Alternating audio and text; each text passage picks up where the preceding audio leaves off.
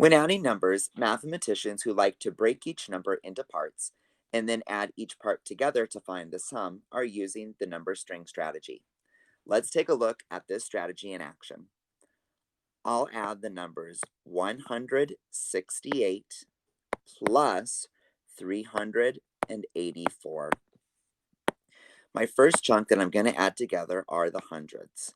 100 and 300 equal 400.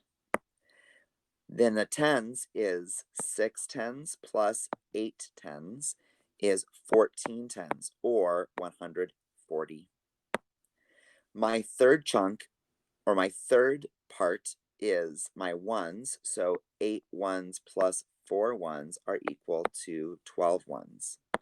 Now I'll add each of these together to find all of my sum.